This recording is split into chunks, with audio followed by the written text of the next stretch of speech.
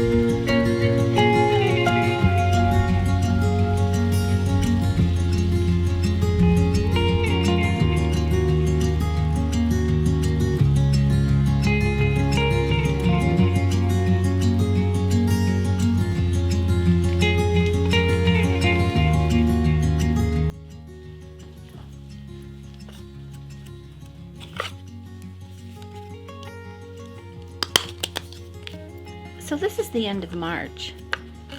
We've been making maple syrup for almost a month now.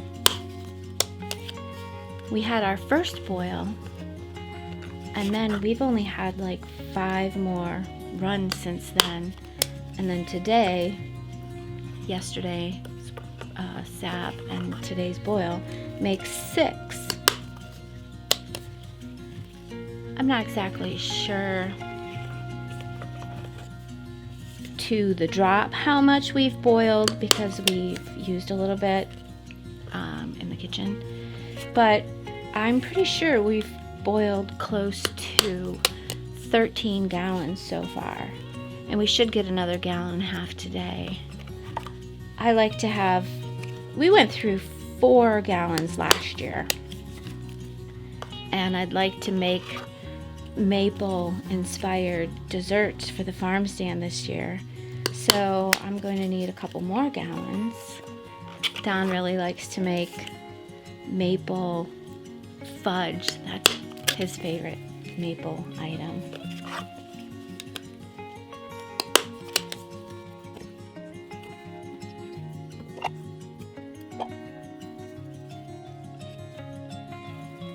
The cottage laws state you need to have your products labeled. This is probably the label we don't need for cottage laws, but this is one here. It says made in a facility not inspected by the Michigan Department of Agriculture and Rural Development. I actually got these at the maple syrup store in a roll. And then also how big of a container this is. And then also it needs to have your name and address and phone number on it. So that's why I'm putting this on it.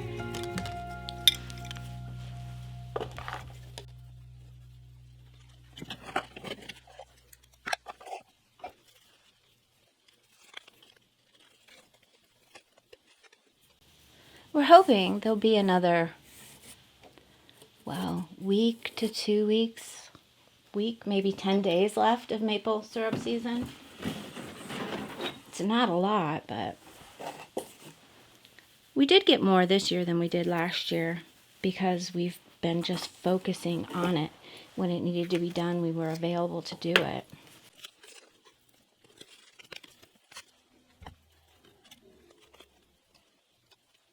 I don't really ship maple syrup. I've done a couple for favorite people. But other than that, we just sell it to people we know, and now the farm stand, farmer's market. But I'm not doing farmer's market this year because I'm doing our own little farmer's market.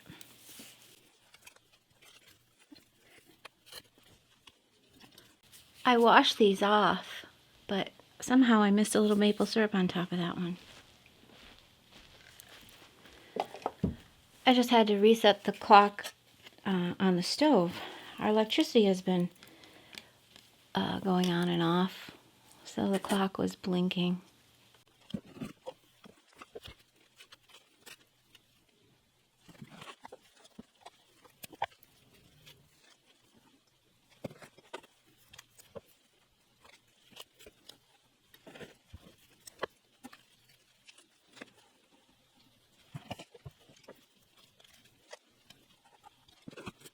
So I seal my maple syrup.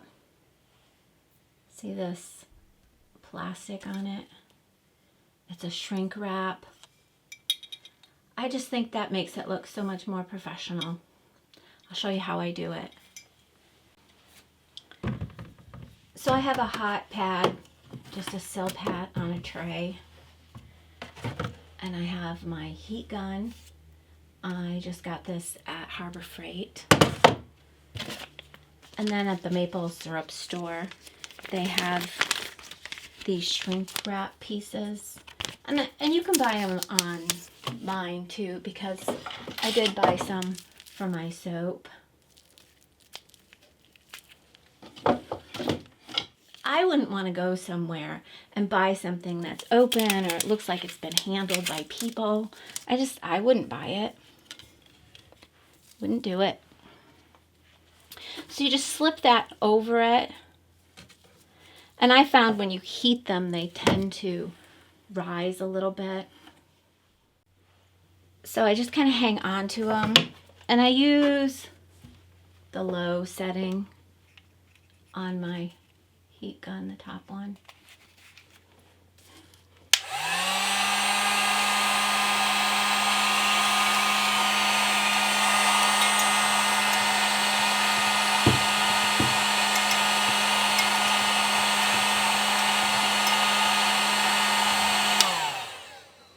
And that's all it takes. And that's sealed.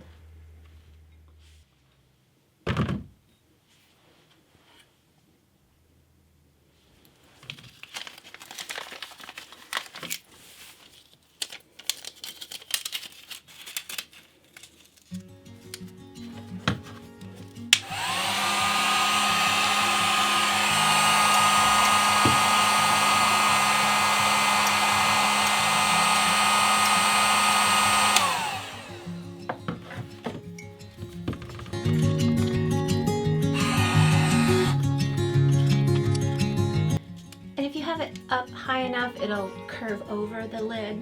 That's my goal and what I strive for.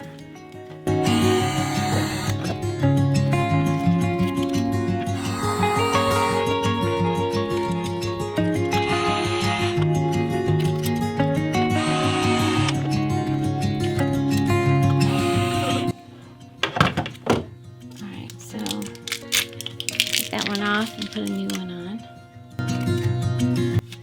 See, once in a while they get away. I think I could actually have used wider shrink wraps for these bottles.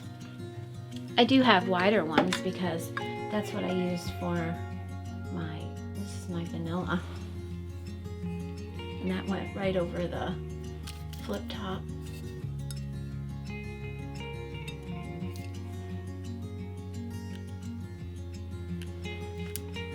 And I put it on my Mongolio syrup too. And these are the little ones. This is the peppermint extract and the blueberry syrup. And our little leaves. They all have wraps. That one went down, but it's still here. One last one.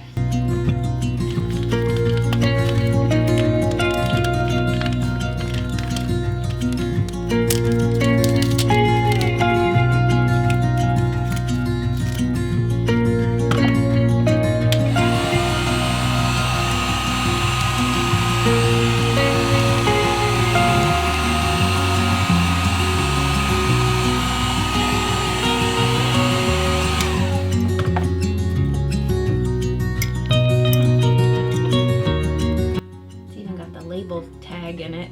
I like that. All right, that case is done until we get some more.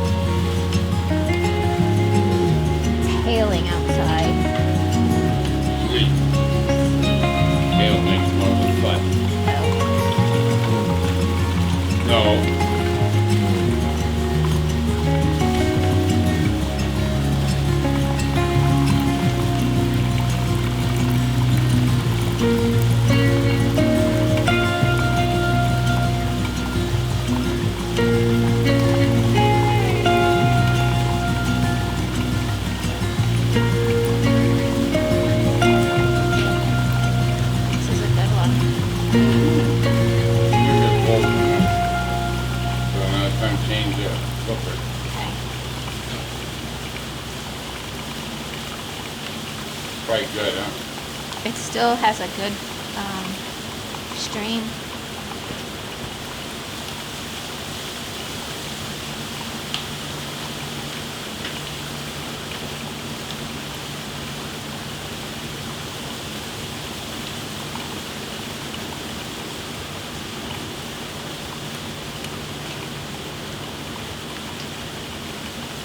All right. Okay.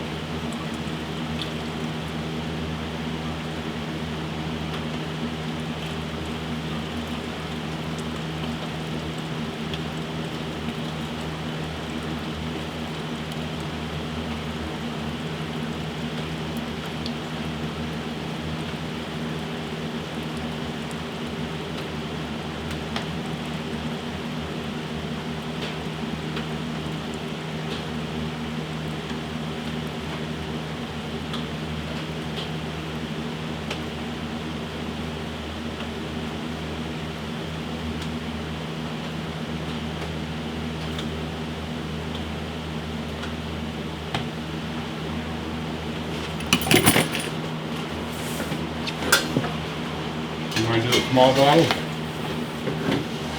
How much is in there, do you think? Enough for a small bottle. Or do you just want to wait for a big bottle? It's up to you. Are you going to save it for the next one? Or Yeah, I'll save it for the next one. why gotta dig up for me? Okay.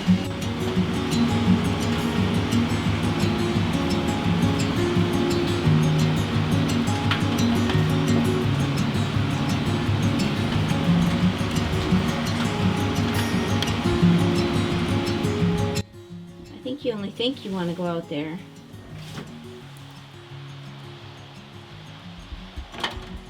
Are you gonna go out there? No? Change your mind?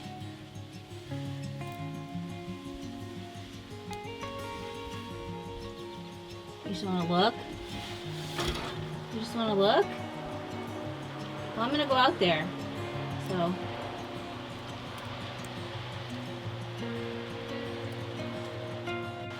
He didn't want to go out there. So last night, through all that rain and sleet, we had thunder. I guess it's called thunder snow. Thunder snow. And then we got, I don't know, there's got to be 4 or 5 inches of snow. And all the trees are still covered with ice. Not quite so many birds around the bird feeder. But they're just waving and crackling. Not the birds, the trees. Take a look.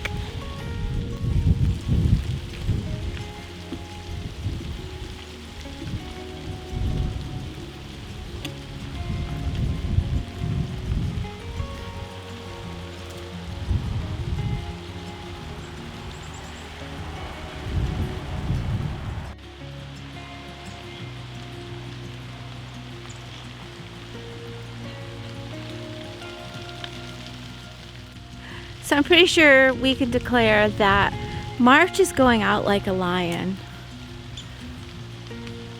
April's tomorrow. There's not going to be any maple sap picked up today. It's only about 30 degrees. Well, thanks for watching. This is Kirsten with Field Farm and Forest. We'll see you on the next one.